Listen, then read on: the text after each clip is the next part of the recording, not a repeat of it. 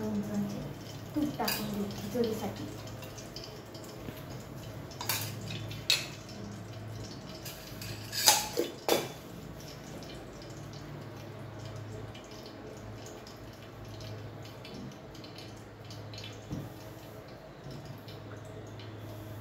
तूप गरम झालं मी त्याच्यामध्ये मिरची कापलेली,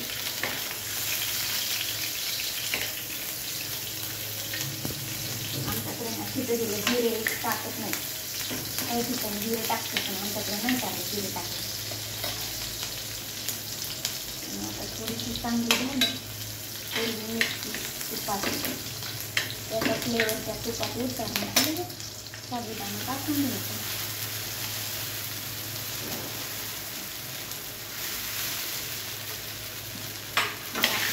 बटाटा वगैरे टाकत नाही, आमच्या घरी नाही आवडत बटाटे टाकलं. सध्या बटाट्याला गोड लागते किंवा बटाटे पहिल्यांदा टाकत नाही खाली.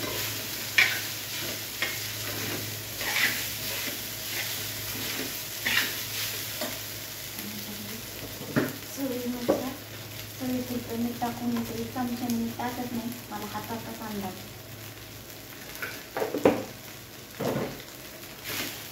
थोडंसं चांगलं खालीवर करून घेतलं.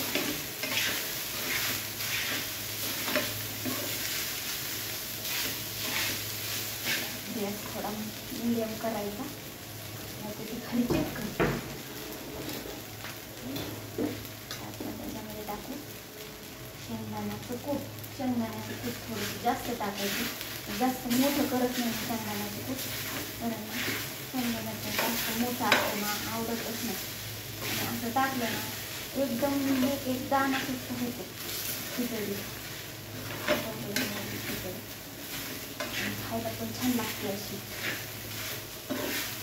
मिरचीचा फ्लेवर असतो त्याच्यात आलेला, अशी एकदम छान लागते. एक एक सुट्टा होतो दाणा त्याचा.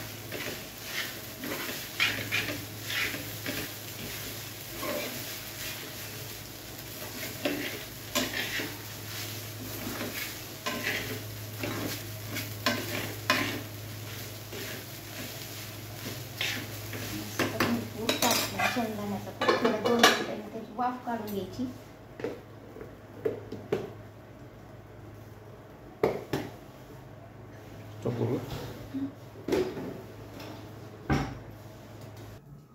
चला आता आपण उघडून बघू. साबुदाणा वाफलाय का, तर छान वाफला, पूर्ण छान शिजलाय. ते बघा एक एक दाणा सुद्धा झाला त्याला. अशी साधीच करून बघायची, खूप छान लागते. त्याच्यात काही मसाले जास्त टाकायचं. आमच्याकडे साबुदाण्याला ते चालतच नाही, त्याच्यात कोथिंबीर घालते, जिरे घालते, पण आम्ही नाही घालते.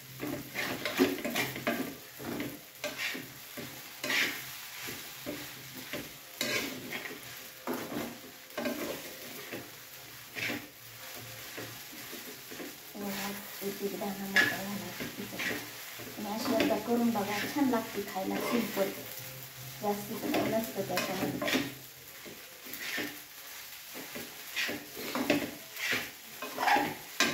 एकदम सुट्टी झाली आणि ही आता आपल्याला खायसाठी तयार झालेली. आणि आता आपण डिशमध्ये काढून घेऊ.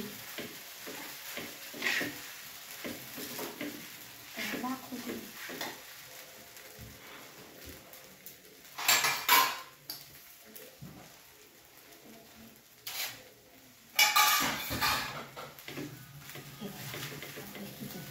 एक दाणा मोकळा झाला.